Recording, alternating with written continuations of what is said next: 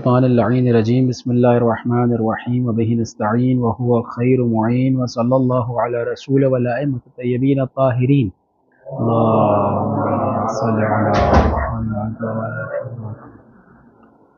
ہماری گفتگو جو ہے وہ 5ویں روایت پر پہنچی تھی۔ رفعہ الی ابی عبداللہ علیہ السلام قال طلبۃ العلم ثلاثۃ فاعرفہم بعیانہم وصفاتہم۔ علم حاصل کرنے والے 3 طرح کے لوگ ہیں، تو انہیں پہچان لو ان کی صفات کے ذریعے سے، ان کی تشخیص کر کے۔ صنف یطلبہ للجہل والمراء، ایک تو علم وہ حاصل کر رہا ہوتا ہے کہ جس کی نیت یہ ہوتی ہے کہ وہ جاہلوں کے ساتھ بحث کرے، صحیح ہے، یطلبہ للجہل یعنی جاہلوں پر اپنے تکبر کو ظاہر کر سکے کہ میں صاحب علم ہوں اور تم صاحب علم نہیں ہو۔ اور والمراء یعنی یا تو وہ بحث کرنا چاہتا ہے لوگوں کے ساتھ کہ میں علم کیوں حاصل کر رہا ہوں، تاکہ مجھے بحث کرنے کا موقع ملے، میرے پاس علم آئے گا تو میں لوگوں سے بحث کر سکوں گا، صحیح ہے۔ وصنف یطلبہ للاستطالۃ والخطل، اور بعض لوگ جو ہے وہ کیا کہتے ہیں، جو علم حاصل کرتے ہیں وہ تکبر کے لیے حاصل کرتے ہیں، ان کا مقصد ہی یہ ہوتا ہے کہ میں معاشرے میں جو ہے وہ ایک میری حیثیت ہو، لوگ مجھ سے نیچے نظر آئے، صحیح ہے۔ والخطل یعنی بیہودہ گوئی، یعنی روب جمانا، اس طرح اس کے لیے جو ہے وہ علم حاصل کرنا، اسے کہتے ہیں خطل۔ وصنف یطلبہ للفقہ والعقل، اور ایک وہ لوگ ہوتے ہیں جو اس لیے علم حاصل کرتے ہیں تاکہ بات سمجھ میں آئے، صحیح ہے، عقل میں بیٹھے، اپنی عقل کو ترقی دینے کے لیے علم حاصل کرتا ہے تاکہ حقائق تک پہنچ سکیں، صحیح نا غصب جی۔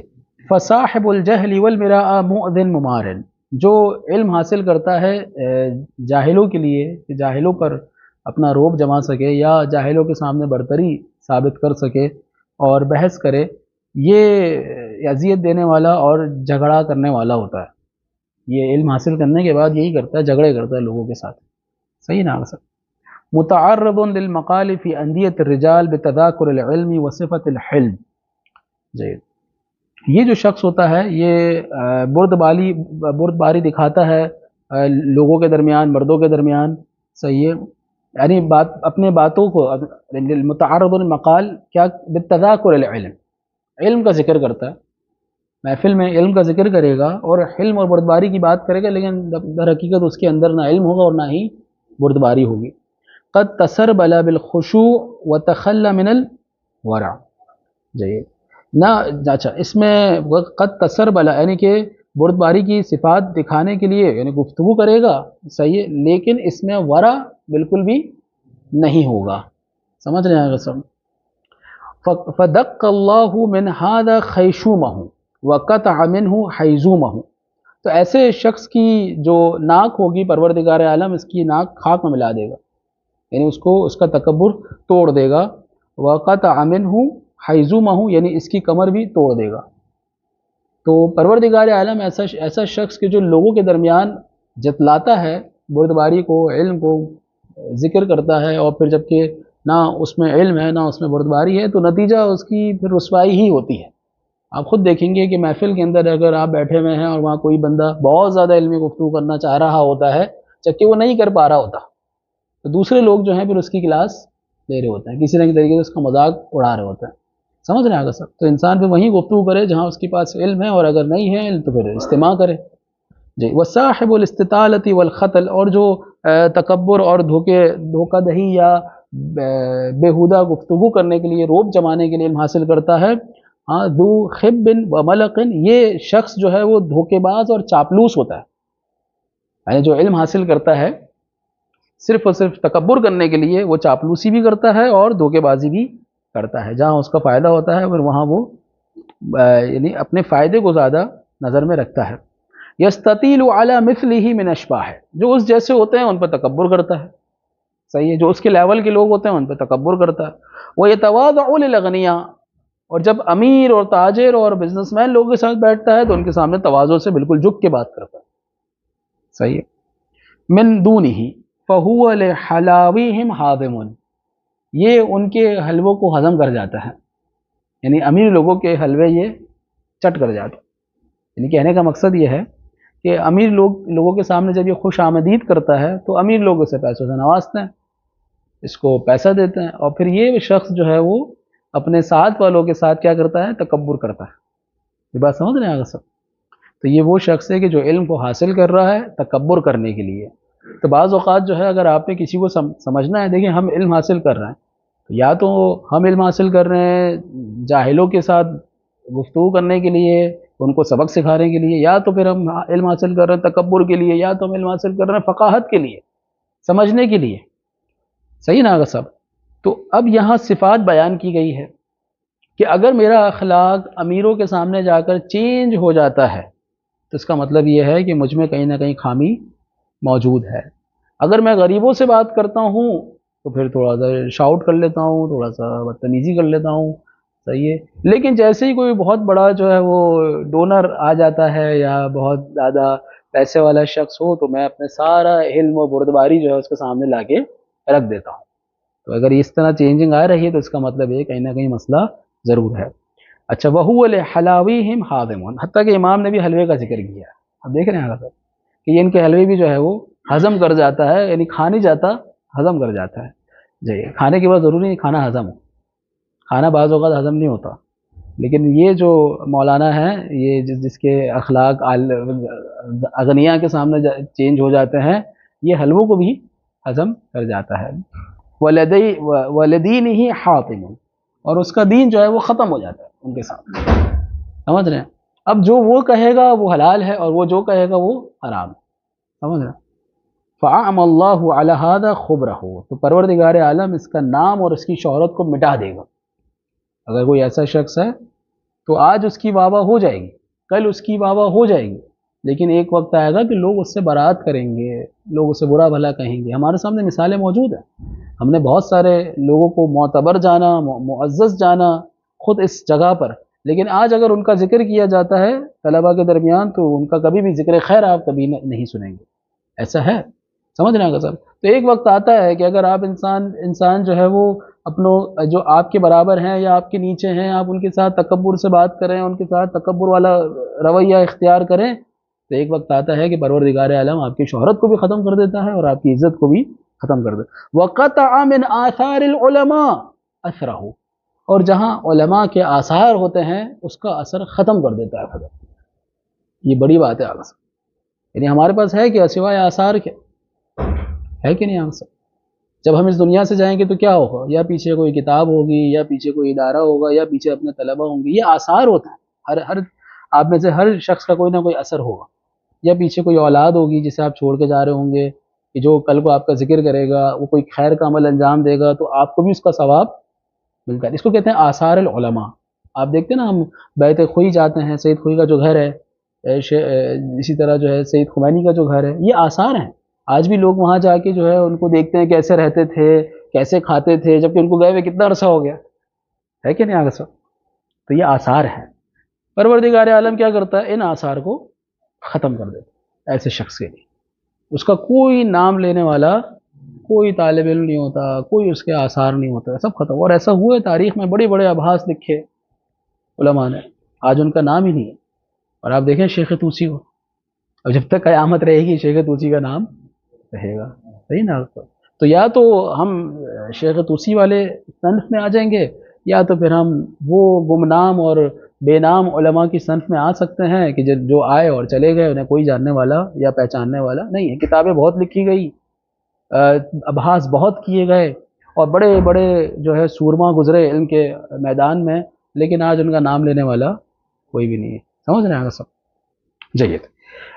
وصاحب الفقہ والعقل ذو کابۃ وحزن وسحر، بڑی خوبصورت بات کی امام نے۔ جو علم کو حاصل کرتا ہے فقاہت کے لیے، اپنی عقل کے لیے، یعنی عقل کو اور زیادہ حرکت میں لانے کے لیے، تو ایسا شخص ہمیشہ آپ کو غمگین، حزین اور رات میں جھاگنے والا نظر آئے گا، ہمیشہ ایسے ہی نظر آئے گا، حالت غم میں ہوگا، صحیح ہے۔ قد تحنک فی برسنہ، یعنی اس نے زہد کا لباس پہنا ہوا ہوگا۔ برسن جو ایک خاص قسم کا لباس ہوتا ہے جو زاہد لوگ پہنتے ہیں، تو امام فرماتے ہیں کہ اس نے برسن پہنا ہوگا، سمجھ رہے ہیں سب؟ یعنی زہد کا لباس اوڑا ہوا ہوگا۔ وقام اللیل فی حندسہ، اور حندس کہتے ہیں رات کی تاریکیاں جس میں صرف ستارے چمک رہے ہوتے ہیں، اس رات کی تاریکی میں وہ اللہ کی عبادت کر رہا ہوگا، جہاں سب سو رہے ہوں گے وہ اٹھ کے اللہ کی عبادت کرے گا۔ یعمل و یخشا، عمل بھی کرے گا اور ڈرے گا بھی. وہ یہ نہیں کہے گا کہ بھائی میں نے عمل کیا ہے، اب مجھے کوئی چھیڑ ہی نہیں سکتا، مجھے کوئی جہنم ونم نہیں ملنے والی، طالب علم بھی ہوں اور عامل بھی ہوں. اچھا وہ والا عامل نہیں ہوں جو ہمارے یہاں مشہور ہے. عامل سے مراد یعنی عمل کرنے والا ہوں، یعنی عمل کرنے سے مطلب یہ کہ نماز روزہ اور واجبات و محرمات، سمجھ رہے ہیں سب. وجلاً داعیاً مشفقاً، یعنی ڈرنے والا، دعا کرنے والا، یا ہم یہ کہیں کہ لوگوں کو دعوت دینے والا، یا دعا بہتر رہے گا. داعی یعنی دعا کرنے والا. جی آگا سب.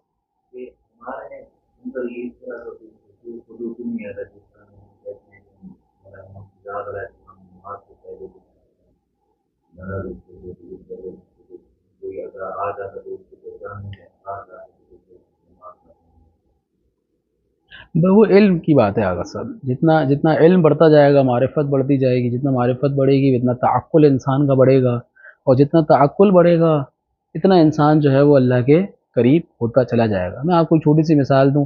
اگر یہ جو روایتیں ہم پڑھ رہے ہیں، آپ اپنے آپ کو خود بھی محسوس کریں گے کہ پڑھنے کے بعد آپ کی فکر چینج ہوئی، پڑھنے سے پہلے آپ کی فکر کچھ اور تھی. صحیح نا آگا صاحب؟ تو انسان جو ہے وہ ایک طرح سے ہم اسے کہتے ہیں کہ من باب مثال میں کہہ رہا ہوں کہ ایک کمپیوٹر کی طرح ہے.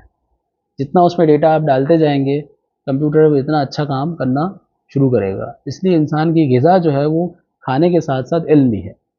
جس طرح ہم آج باڈی بلڈنگ کرنا چاہتے ہیں تو اچھی غذا کھاتے ہیں، پروٹین اور فائبر اور یہ سب چیزیں، بڑا وٹامن ای بھی ہونا چاہیے، تو وٹامن سی اور ڈی اور یہ سب B12 B3 تو اومیگا وغیرہ یہ سب ہمارے پاس ہونا چاہیے تاکہ آپ باڈی بلڈنگ کریں. تو اس طرح اس مسلس کے لیے یہ والا آپ کو ضروری ہے، اس مسلس کے لیے یہ ضروری ہے.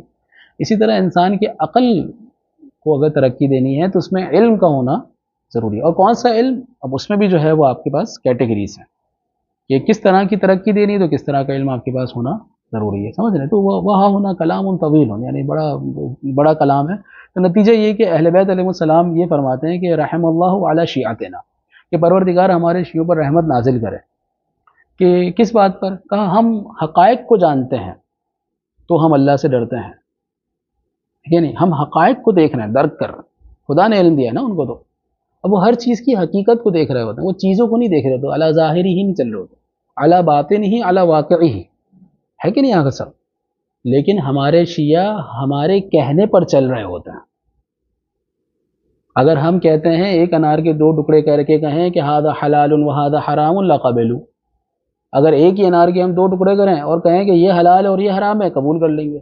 تو خدا ہمارے شیعوں پر رحمت نازل کرے. سمجھ رہے ہیں؟ تو ہمارا کام کیا ہے؟ ہمارا یہ کہ ہم جتنا زیادہ علم حاصل کر کے ظواہر سے حقائق تک پہنچ سکیں، جیسے کہ مقداد بھی پہنچے، سلمان بھی پہنچے، ابو ذر بھی پہنچے. ربضہ میں اکیلے چلے گئے، وہ اکیلا نہیں تھا، پوری امت تھا. اب ایک بندہ بھی امت ہو سکتا ہے، جناب ابراہیم علیہ السلام پوری امت تھے، ہے کہ نہیں آگے سر؟ تو یہ ہے اہلا کلن. وہ مقبلاً علی شأنہ، یعنی وہ شفقت سے پیش آتا ہے، اور مقبلاً علی شأنہ، یہ وہ بندہ ہے جو اپنے کام میں لگا رہتا ہے. صبح اٹھے گا اپنے کام میں لگ جائے گا، رات ہوگی پھر وہ سو جائے گا، پھر رات میں اٹھے گا عبادت کرے گا، خشوع و خضوع اور تواضع کے ساتھ اپنی زندگی گزارتا رہے گا. یہ صاحب عقل، یعنی کہ صاحب عقل و فقہ ہے. عارفاً بأہل زمانہ، اپنے زمانے کے لوگوں کو جاننے والا ہوتا ہے. تو وہی بات، طالب علم ہے، بیچارہ ہے، بیوقوف ہے، سیدھا سادہ ہے، آگا بیچارہ طالب علم ہے، تو بیچارہ بھی ہے طالب علم بھی ہے، تو بڑا مشکل ہے یہ. پھر یہ عرفی طالب علم ہے. سمجھ رہے ہیں؟ اہل بیت کے نزدیک کون ہے؟ عارفاً بأہل زمانے، جو اپنے زمانے کے لوگوں کو جاننے والا ہو. وہ جانتا ہو کیا کون صحیح ہے، کون غلط ہے، کیا صحیح ہے، کیا غلط ہے. اتنا بھی بیوقوف نہ ہو جتنا ہمارے عرف میں کہا جاتا ہے کہ سیدھا سادہ جو ہے طالب علم ہے، اسے پتہ ہی نہیں ہے کیا صحیح ہے کیا غلط ہے. مستوحشا من اوثق اخوانہ، وہ جس پہ سب سے زیادہ بھروسہ کرتا ہے اس سے بھی وحشت میں رہتا ہے، یعنی اس سے بھی احتیاط کرتا ہے. یہ ہے اصل طالب علم. سمجھ رہے ہیں؟ فشد اللہ من ھذا ارکانہ، تو پروردگار عالم کیا کرتا ہے؟ اس کے ارادوں کو، اس کی بنیادوں کو مضبوط کر دیتا ہے. وآتاہ یوم القیامت امانہ، اب نتیجہ کیا نکلتا ہے؟ قیامت کے دن امان کا سرٹیفکیٹ مل جائے گا کہ یہ لو بھائی آپ کا بیمہ ہو گیا، جو بیمہ آپ نے کروایا تھا نا، یہ لیں آپ کو کیش. سمجھ رہے ہیں سب؟ جائیے. اس کے بعد چھٹی روایت ہے، ان رواۃ الکتاب کثیر و ان رعاتہ قلیل، کتابوں کی روایت کرنے والے بہت ہیں مگر ان کی رعایت کرنے والے کم ہیں. یعنی مطلب یہ ہے کہ علم بیان کرنے والے بہت ہیں، علم کو نقل کرنے والے بہت ہیں، لیکن علم پر عمل کرنے والے آپ کو کم نظر آئیں گے. کم من مستنصح للحدیث مستغش للکتاب، کتنے ہی ایسے لوگ ہیں کہ جو حدیث کو پسند تو کرتے ہیں لیکن کتاب الہی کو ٹھکرا دیتے ہیں. یعنی حدیث کو پسند کرتے ہیں مگر کتاب کو کیا کرتے ہیں؟ ٹھکرا دیتے ہیں. کہنے کا مقصد یہ ہے کہ پسند تو ہے حدیث پڑھنا لیکن پڑھنے نہیں آتے. وہی بات ہے کہ میں تھوڑی پہلے کہا کہ آپ کی عقل کے لیے کیا ضرورت ہے اس وقت، سمجھ رہے ہیں؟ اگر آپ کو بھی دنیاوی علم کی ضرورت ہے تو آپ دنیاوی علم حاصل کریں گے تو عقل اسی طرح کام کرے گی. عقل کا کام ہے کام کرنا. آپ کیا فیڈ کر رہے ہیں؟ اگر آپ دنیاوی علم فیڈ کر رہے ہیں اسے تو دنیاوی علم پہ کام کرے گی. اگر آپ اسے دینی علم فیڈ کر رہے ہیں تو وہ ایک وقت آئے گا دینی علم پہ ہی کام کرے گی، پھر وہ دنیاوی علم سے کیا ہو جائے گی؟ محروم ہو جائے گی. سمجھ رہے ہیں سر؟ تو یہاں سوال یہ یعنی کہ امام فرماتے ہیں کہ حدیث کو پسند کرنے والے تو بہت ہیں مگر کتاب کو ٹھکرا دیتے ہیں، کتاب کو اٹھانے والے نہیں ملتے. بہت ملیں گے بھائی ماشاءاللہ حدیث کا درس لے رہے ہیں، بڑی بات ہے، لیکن آئیں گے نہیں، یا سو رہے ہوں گے یا مصروف ہو جائیں گے، آئے دن کوئی نہ کوئی مسئلہ ہو جائے گا. سمجھ رہے؟ فالعلماء يحزنهم ترک الرعاية، علماء کو سب سے زیادہ بات جو حزن دیتی ہے وہ رعایت کو ترک کرنا، یعنی انسان نقل کرے مگر عمل نہ کرے. تو علماء کو اس سے کیا ہوتا ہے؟ حزن ہوتا ہے. اچھا اس میں دو چیزیں، یا تو علماء کو سامنے والے کا حزن ہوتا ہے کہ یار اس نے عمل نہیں کیا، یا تو اسے اپنے اوپر بھی حزن ہوتا ہے کہ میں نے علم حاصل کیا مگر میں نے عمل. میرا خیال ہے کہ دونوں احتمالات اس جگہ پر وارد ہیں. اب اگر آپ شرح کریں تو دونوں احتمال کو بیان کر دیں کہ یا تو علماء کو جو حزن ہوتا ہے اپنی نسبت سے ہوتا ہے یا تو سامنے والے کی نسبت سے ہوتا ہے. اپنی نسبت سے کیسے ہوتا ہے؟ ظاہر ہے انسان نے اتنا کچھ پڑھا ہے لیکن انسان تو آخر انسان ہے، گنہگار ہے، کہیں نہ کہیں غلطی ہو جاتی. جب غلطی ہوتی ہے تو علماء کو حزن ہوتا ہے، غم ہوتا ہے کہ میں نے ایسی غلطی کیوں کی. جی. والجہال یحزنہم حفظ الروایہ، اور جو جاہل ہوتے ہیں انہیں صرف یاد کرنے پہ زیادہ فوکس ہوتا ہے کہ وہ یاد نہیں ہوا، مجھے یاد ہو جاتا اچھا ہوتا. سمجھ رہے ہیں سب؟ تو جاہلوں کی علامت یہ ہے کہ وہ صرف اسے ان کی جو سارا کا سارا فوکس ہوتا ہے وہ یاد کے اوپر ہوتا ہے، جبکہ علماء کا فوکس کس پر ہوتا ہے؟ یاد کے ساتھ ساتھ عمل پر ہوتا ہے. تو یعنی دوسرا قدم ہے. علماء ایسا نہیں کہ یاد نہیں کرتا، علماء یاد کرتے ہیں. جی. فراع یرعى حیاتہ وراع یرعى ہلاکتہ، ایک راعی وہ ہوتا ہے کہ جو اپنی زندگی کو چراتا ہے، اور ایک چرواہا وہ ہوتا ہے کہ جو اپنی ہلاکت کو چراتا ہے. یعنی ایک اپنی زندگی کو بڑھاوا دے رہا ہوتا ہے اور ایک اپنی ہلاکت کو بڑھاوا دے رہا ہوتا ہے. یعنی ایک شخص علم حاصل کر کے، دو طرح کے لوگ ہیں، ایک علم حاصل کر کے اپنی زندگی میں کامیابیاں سمیٹ رہے ہوتے ہیں اور ایک علم حاصل کر کے ہلاکت کی طرف بڑھ رہے ہوتے ہیں. صحیح نا سب؟ فعند ذلك اختلف راعیان وتغایر فریقان، تو یہاں پر جو ہے وہ دو طرح کے چرواہے ہیں. چراگاہ ایک ہی ہے، علم ہے، لیکن چرواہے دو طرح کے ہیں. ایک علم حاصل کرتا ہے تاکہ وہ حفظ کرے، عمل سے اس کا کوئی تعلق نہیں ہے. ایک علم حاصل کرتا ہے تاکہ عمل کرے حفظ کرنے کے بعد. اس کے بعد کیا ہے؟ دیکھیں حفظ کے پر کیوں میں بار بار کہہ رہا ہوں کہ حفظ کے بعد علماء جو ہے عمل پہ آتے ہیں. ایسا نہیں ہے کہ علماء ڈائریکٹ بس روایت پڑھی اور عمل کرنے پر فوکس کرتے ہیں، پہلے اس کو حفظ کرتے ہیں. سمجھ رہے ہیں؟ من حفظ من حدیثنا، اب دیکھیں حفظ کے پر آپ کو اچھا یہ مختلف روایتیں، آپ کہیں گے ایک روایت میں ملتا ہے کہ حفظ کرو، ایک روایت میں ملتا ہے کہ عمل کرو، تو پھر آپ اس کو جمع کیسے کریں گے؟ ہم کہیں گے نہیں، حفظ کرنا پہلا مرحلہ ہے، عمل کرنا دوسرا مرحلہ ہے. من حفظ من احادیثنا 40 حدیثا، جو ہماری حدیثوں میں سے 40 حدیثیں یاد کر لے، بعثہ اللہ یوم القیامت عالما فقیہا، تو قیامت کے دن جو ہے اسے عالم اور فقیہ مشہور کیا جائے گا. یعنی اس کی فضیلت کتنی ہوگی حفظ کرنے کی؟ انسان جو ہماری احادیث میں سے 40 حدیثوں کو یاد کر لے. بعض علماء نے یہاں پر حفظہ کا معنی کیا ہے حفظہ من ناحیت العمل او حفظہ من حیث درایہ، یعنی درایت کرے. میں انکار نہیں کرتا، یہ سارے احتمالات کیا ہے اپنی جگہ پر وارد ہیں کہ حفظ سے مراد، علیکم السلام، حفظ سے مراد جو ہے وہ درایت بھی ہو سکتی ہے، حفظ سے مراد جو ہے وہ عمل بھی ہو سکتا ہے، لیکن قدر متیقن یہ ہے کہ حفظ سے مراد حفظ ہے کہ نہیں؟ آگے سر اس کا تو کوئی انکار نہیں کرے گا. حفظ سے مراد کیا ہے؟ حفظ. عقل یعنی کم سے کم جو ہے آپ کہیں گے کہ حفظ سے مراد حفظ ہے. البتہ یہ کہ آپ دوسرا احتمال لے کر آئیں، تیسرا احتمال لے کر آئیں، اس کے لیے عنایت چاہیے، اس کے لیے مزید ہمیں جو ہے دلیل چاہیے. میری بات سمجھ رہے ہیں اگر سر؟ جید. تو نتیجہ یہ ہے کہ ہم تمام علماء کے اقوال کو جمع بھی کر لیں تو یہاں حفظ سے مراد کیا ہے؟ حفظ تو ہے ہی ہے سب کے نزدیک، لیکن بعض کہتے ہیں کہ یہاں حفظ سے مراد جو ہے وہ درایت بھی ہے، کہ انسان درایت بھی کرے، اور حفظ سے مراد جو ہے وہ اس کو عمل کے ذریعے سے اس کی حفاظت کرے. علی کل. 8ویں روایت عن ابی جعفر علیہ السلام فی قول اللہ عز وجل فلینظر الانسان الی طعامہ قال قلت ما طعامہ. یعنی خدا قرآن میں کہتا ہے کہ انسان کو چاہیے کہ اپنے کھانے کی جانب نظر دوڑائے، نظر کرے کھانے کی جانب. تو کہا مولا کیا ہے اس کا کھانا؟ اچھا اگر مجھ جیسا بندہ ہو تو سوال ہی نہیں کرتا، کھانا تو واضح کھانا ہے کہ نہیں؟ کھانا تو کھانا ہوتا ہے کوئی بھی چیز ہو. لیکن راوی نے پوچھا کہ ما طعامہ، یہ طعام سے یہاں مراد کیا ہے؟ فرمایا علمہ، اس کا علم ہے، الذی یاخذہ عمن یاخذہ، یہ دیکھے کہ وہ علم کس سے حاصل کر رہا ہے.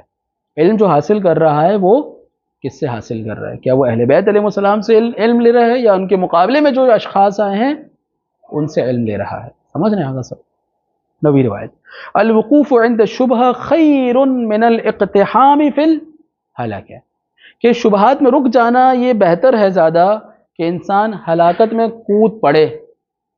سمجھ رہے ہیں؟ یعنی مطلب یہ ہے کہ انسان کو، اب یہاں ہم سمجھیں گے روایت سے کہ انسان کو پتہ ہے کہ سامنے ہلاکت ہے اور یہ شبہ ہے، ایسا نہیں ہے. یہ بات ایک ہی ہے، الگ الگ بات نہیں ہے. یعنی امام یہ کہنا چاہ رہے ہیں کہ اگر آپ کسی شبہ پر عمل کرتے ہیں تو ہو سکتا ہے کہ آپ ہلاکت میں پڑ جائیں، تو بہتر یہ کہ من باب احتیاط، جسے ہم احتیاط عقلی کہتے ہیں، جسے بعض علماء احتیاط نقلی بھی کہتے ہیں، کہ وہ یہ ہے کہ انسان جو ہے وہ ایسے معاملات میں ٹانگ ہی نہ اڑائے کہ جس میں احتمال ہو کہ وہ ہلاک ہو سکتا ہے. سمجھ رہے ہیں اگر صاحب؟ یعنی دو الگ الگ معاملے نہیں ہیں، آپ سمجھیں کہ یہ شبہ ہے اور یہ کیا ہلاکت ہے، ایسا نہیں ہے، وہ ایک ہی چیز ہے. اگر اس میں آپ پڑ جائیں گے تو ہو سکتا ہے ہلاک ہو جائیں، تو بہتر ہے کہ انسان جو ہے وہ اس معاملے سے دور رہے، وقوف اختیار کرے. وَتَرْكُكَ حَدِيثًا لَمْ تُرْوَى خَيْرٌ مِّن رِوَایَتِكَ حَدِيثًا لَمْ تُحْصِهِ، یعنی آپ کا اس حدیث کو چھوڑ دینا جسے روایت نہیں کیا گیا، یعنی شاذ و نادر کوئی بات کسی نے کہا کہ امام نے فرمائی اس کو لا کے بیان کر دو. ہر چیز تھوڑی بیان کی جاتی ہے. جیسے ہمارے استاد محترم کہتے ہیں آپ انشاءاللہ ماہ محرم میں جائیں گے تبلیغ پہ، تو آپ کا مقصد یہ نہیں ہونا چاہیے کہ میں وہ بات کروں جو آج تک کبھی کسی نے نہیں کی ہے. میرا مقصد یہ نہیں ہونا چاہیے. اگر یہ مقصد ہے تو پھر معاملہ خراب ہے. اور اسی طرح سے وہ شبہات جو بھی عوام میں آئے نہیں ہیں، اور میں چونکہ شبہات کی کتابیں پڑھی ہوئی ہیں تو میں ایک ایک شبہ بیان کرنا لوگوں کے سامنے شروع کر دوں، تو میرے استاد محترم فرماتے ہیں کہ اگر آپ ان شبہات کو بیان کریں گے تو ہو سکتا ہے وہ شبہ آپ چھوڑ کے چلے جائیں، آپ جواب بھی نہ سمجھا سکیں. تو بہتر ہے کہ جو شبہ عوام کے درمیان اس وقت رائج نہیں ہے اس کو ذکر نہ کریں، جو شبہ موجود ہے اس کا جواب دیں بس. کیونکہ آپ تو طالب علم ہیں، آپ کو تو کام ہے شبہات کو پڑھنا، کہ بھائی امریکہ میں کون سا شبہ ہے، کیا کہتے ہیں افریقہ میں کون سا شبہ چل رہا ہے، ایشیا میں کیا چل رہا ہے، چائنا میں کیا بات ہو رہی ہے اسلام کے اوپر، آپ کو تو پتہ ہونی چاہیے. لیکن اس وقت مسئلہ یہ کہ جس گاؤں میں یا جس شہر میں آپ ہیں وہاں کون سا شبہ ہے، آپ نے تو سب پڑھا ہوگا. یہاں جو شبہ ہے اس پر گفتگو کرنی چاہیے. وَخَيْرٌ مِّن رِوَایَتِكَ حَدِيثًا لَمْ تُحْصِهِ. جید. اس کے بعد 10ویں روایت ہے عن حمزہ بن طیار انه عرض على ابی عبداللہ علیہ السلام بعد خطب ابیہ حتی اذا بلغ موضعا منها، یعنی امام کے کچھ خطبے کو بیان کرنا شروع کیا یہاں تک کہ ایک جگہ پر پہنچے، یعنی خطبے کے کسی مقام پر پہنچے. قال له، امام نے کہا کف واسکت، بس رک جاؤ اور خاموش ہو جاؤ، اب آگے بولنے کی ضرورت نہیں ہے. اب امام نے بولنا شروع کیا. ثم قال ابو عبداللہ علیہ السلام لا يسعكم فيما ينزل بكم مما لا تعلمون الا الكف عنه والتثبت. یعنی تم پر جو ایسے حالات یا معاملات پیش آئیں جن کا تمہیں علم نہ ہو تو تمہیں چاہیے کہ تم توقف کرو اور تحقیق کرو، اس کے علاوہ تمہارے پاس کوئی چارہ نہیں ہے. وَالرَّدُّ إِلَىٰ أَئِمَّةِ الْهُدَىٰ، اور اسے کہاں رد کرو، کہاں پلٹاؤ؟ ائمہ اہل بیت علیہ السلام کی طرف پلٹاؤ. حتی یحملوکم فیہ علی القصد، یہاں تک کہ وہ تمہیں بتائیں کہ یہاں مقصود کیا ہے. کیونکہ بعض روایتیں ایسی ہوتی ہیں کہ ہماری عقل سے بالاتر ہوتی ہے، ہم فوراً کیا کہہ دیتے ہیں کہ روایت کیا موضوع ہے، یہ روایت کیا مکذوب ہے، یہ روایت فلاں ہے.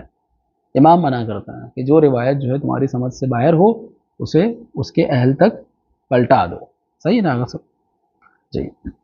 وَيَجْلُ عَنْكُمْ فِيهِ الْأَعْمَى، اور پھر وہ کیا کریں گے، وہ اس روایت میں جو غموض ہیں اسے دور کر دیں گے، اس روایت میں جو مشکلات ہے جو سمجھ میں نہیں آ رہی ہے وہ اس بات کو وضاحت کے ساتھ بیان کر دیں گے۔ يُعَرِّفُوكُمْ فِيهِ الْحَقِّ، اور وہ بتائیں گے کہ اس میں حق کیا ہے۔ قال اللہ تعالی فاسألوا اہل ذکر ان کنتم لا تعلمون، اگر تم نہیں جانتے تو اہل ذکر سے پوچھو، اور اہل ذکر کون ہے؟ اہل بیت علیہ السلام ہیں۔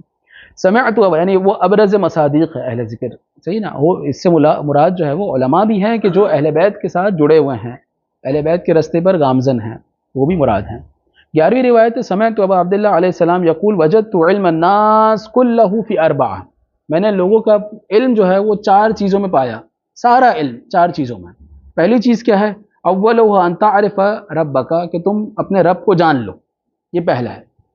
دوسرا کیا ہے کہ ما تعرف ما صنع بک، کہ اس نے تمہارے ساتھ کیا کیا تم یہ بھی جان لو، صحیح ہے، تمہیں کیسے خلق کیا، تمہارے پاس کیا کیا چیزیں ہیں، تمہارے پاس کون کون سی نعمتیں ہیں، ہم جو نعمتیں ہمارے پاس ہیں ہم اسے بھی نہیں جانتے۔ بہتر ہے کہ انسان بیٹھے وقت میں اور اپنے وقت نکال کے اکیلے میں گفتگو کرے کہ خدا نے مجھے کون کون سی نعمتوں سے نوازا ہے۔ والثالث ان تعرف ما اراد منک، اور تم یہ بھی جانو کہ وہ تم سے چاہتا کیا ہے، صحیح ہے۔ والرابع ان تعرف ما یخرجک من دینک، اور تم یہ جان لو کہ تمہیں دین سے کون سی چیز خارج کر دے گی۔ یہ جو تیسرا نقطہ ہے ان تعرف ما اراد منک، یہ سب سے امپورٹنٹ ہے، یعنی انسان یہ جان لے کہ اس کا فریضہ اس دنیا میں کیا ہے، یعنی میں اور آپ اور اس وقت سمیت ہر شخص جو یہاں بیٹھا ہوا ہے اس کا کوئی نہ کوئی فریضہ ہے اللہ کی جانب سے۔ کوئی اچھا خطیب ہے تو اس کا فریضہ یہی کہ وہ اچھی خطابت کرے اور لوگوں کو جو ہے وہ دین کی طرف مائل کرے، یہ اس کا فریضہ ہے اللہ کی جانب سے۔ اللہ نے اس کو جو ہے یہ صلاحیت دی ہے، اور یہ صلاحیت ہو سکتا ہے کسی اور کے پاس نہ ہو۔ اسی طرح اگر آپ میں سے کوئی ایسا ہے کہ جس کی لکھنے کی قوت زیادہ اچھی ہے، صحیح ہے، تو اس کا فریضہ اللہ کی جانب سے ہے کہ وہ لکھے، اس کا کام ہے یہ، خدا نے اس کو اسی کام کے لیے خلق کیا ہے۔ اب وہ علم حاصل کرے، ابحاث بنائے، شبہات کو رد کرے، کتابیں لکھے، ایسی کتابیں لکھے جو آنے والے دور میں پڑھائی جائے، لوگ بھی استفادہ کریں، علماء بھی استفادہ کریں، یہ اس کا فریضہ ہے۔ اسی طرح اگر کوئی محقق ہے، کوئی مدرس ہے، کوئی اچھا درس دے سکتا ہے تو پھر اس کا کام یہی ہے۔ تو انسان کے لیے بہتر یہ ہے کہ وہ جانے کہ اس کے اندر کیا صلاحیت ہے، خدا نے اسے کس صلاحیت سے نوازا ہے۔ جی، اعرفوا منازل الناس علی قدر روایتہم عنا، لوگوں کے اگر قدر و منزلت کو جاننا ہے تو یہ نہ دیکھو کہ اس کے پیچھے کتنے جو ہے لوگ چل رہے ہیں، یا وہ ڈالے میں آ رہا ہے، یا وہ کیا بولتے ہیں ایف ایکس میں آ رہا ہے، یا آلٹو میں آ رہا ہے، بلکہ یہ دیکھو کہ وہ ہماری کتنی روایتیں تمہیں بیان کر رہا ہے، یا اس کی داڑھی کتنی بڑی ہے، یا اس کی داڑھی کتنی سفید ہے۔ یہ سب چیزیں معیار جو ہے وہ اہل بیت کے نزدیک قابل قبول نہیں ہے۔ امیر المومنین کی مثال لیجئے، مولا امیر کو جب خلیفہ بنایا جا رہا تھا تو ان کی عمر کیا تھی اس وقت؟ کسی کے علم میں ہے؟ جب اللہ کے رسول اس دنیا سے گئے تھے، اللہ کے رسول جب اس دنیا سے گئے تھے اس وقت امیر کی عمر کیا تھی؟ 25 سال تو جی آگا 24 سال، آپ لوگ کیا بتاتے ہیں آگا کیا عمر تھی؟ تاریخ اسلام میں نہیں آیا ابھی تک، پہنچے نہیں جی آگا صاحب؟ 23 سال نہیں آگا جی جی آگا صاحب؟ سوال یہ ہے کہ جب اللہ کے رسول اس دنیا سے گئے تو امیر المومنین کی عمر کیا تھی؟ 25 سال تھی؟ 25 سال تھی پکا؟ آپ لوگ اس پہ سرچ کیجئے گا۔ امیر المومنین بالکل جوان تھے، صحیح ہے، بالکل جوان تھے جی آگا صاحب؟ 33 سال تھی، احسن، تو میں 33 سے 35 کے درمیان ان کی عمر تھی، اور وہ جوانی کی وجہ سے انہیں کہا گیا کہ ابھی تو آپ جوان ہیں اور ابھی جو ہے وہ تو بزرگی جو ہے وہ پہلی دلیل ہوئی، پھر اجماع بھی بن گیا، اور پھر جو ہے وہ دلیلوں پہ دلیلیں قائم کی گئی، سمجھ رہے ہیں؟